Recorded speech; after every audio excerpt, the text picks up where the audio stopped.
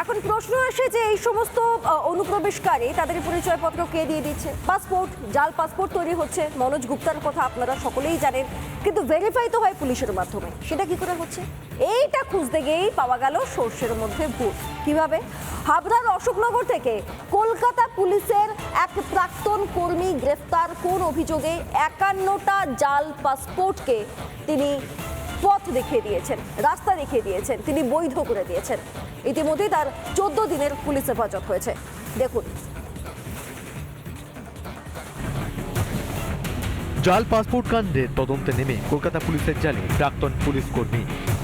উত্তর 24 পরগনার হাবড়া থেকে গ্রেপ্তার কলকাতা পুলিশের প্রাক্তন এসআই আব্দুল হাই।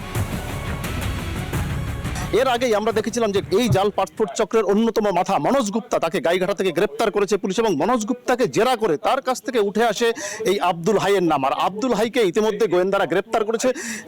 গোয়েন্দা সূত্রে খবরে আব্দুল হাই এবং মনোজ গুপ্তা দুজনকে সামনাসামনি বসিয়ে গোয়েন্দারা জেরা করতে চাইছেন। মূলত তারা জানতে চাইছেন যে এই জাল কতদূর বিস্তার রয়েছে। এই আব্দুল হাই কলকাতা পুলিশের সাব ইন্সপেক্টর, সিকিউরিটি কন্ট্রোল অফিসে চাকরি। পাসপোর্টের নথি যাচাই করতেন আব্দুল। মনোজ গুপ্তাকে জেরা করতেই উঠে আসে তার নাম। নথি যাচাইয়ের জাল চক্র চালানোর অভিযোগ। গত বছরই চাকরি থেকে অবসর নেন আব্দুল হাই। 51টি জাল পাসপোর্ট বিক্রির অভিযোগ। 9 জনের কাছ থেকে উদ্ধার ফোন, ল্যাপটপ। জাল পাসপোর্টের তদন্তে নেমে বেহালা পর্ণশ্রী থেকে উদ্ধার হয়েছিল একাধিক জাল নথি। গ্রেপ্তার হয়েছিল সমরেশ বিশ্বাস ও মনোজ গুপ্তা। জেরায় উঠে আসে আব্দুল হাইয়ের নাম। গ্রেপ্তারের পর আব্দুল হাইকে আলিপুর আদালতে পেশ করে পুলিশ। 18 তারিখ পর্যন্ত পুলিশি হেফাজতের নির্দেশ দেয় আদালত। এসইও ডিপার্টমেন্টে তিনি 4 বছর কাজ করছিলেন এবং তার মধ্যে 51টা পাসপোর্ট যেগুলো ভুয়ো ছিল সেগুলোর ভেরিফিকেশন তিনি করেছিলেন এবং ভেরিফিকেশন করতে গিয়ে এতটাই বেনিয়ম করেছিলেন যে পাসপোর্টে যে ঠিকানাগুলো দেওয়া ছিল আবেদনকারী, সেই ঠিকানাগুলো এমন তিনি ভেরিফাই করেননি। সেই ঠিকানাগুলোর আদতে কোনো অস্তিত্বই নেই, আদতে সেই ঠিকানাগুলো এক্সিস্টই করে না। এমন ঠিকানাও পাসপোর্টে রয়েছে, সেইগুলোই ভেরিফাই করে তাতে স্ট্যাম্প দিয়ে দিয়েছিলেন বা ভেরিফিকেশনে পজিটিভ রিপোর্ট দিয়েছিলেন এই আব্দুল হাই।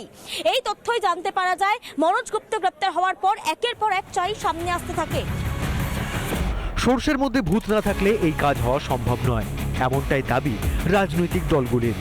এখন বিভিন্ন এলাকায় যারা এই ধরনের র্যাকেট চালায়, এই র্যাকেট পুলিশ অফিসার থেকে শুরু করে স্থানীয় তৃণমূল নেতা থেকে শুরু করে পুলিশের অনেক উচ্চ পদাধিকারী যারা আছেন তারাও অনেক সময় এর সাথে যুক্ত হয়ে পড়েন।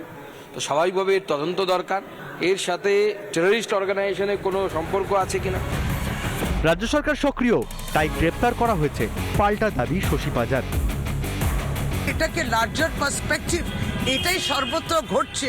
তৃণমূল কংগ্রেস কিংবা পশ্চিমবঙ্গের বিরোধিতা, নির্বাচিত সরকারের বিরোধিতা করতে গিয়ে যদি সার্বিক চিত্র এটাকে বলেন, সেটা কোথাও না কোথাও একটি নির্বাচিত সরকার এবং নির্বাচিত মুখ্যমন্ত্রীর প্রতি অন্যায়।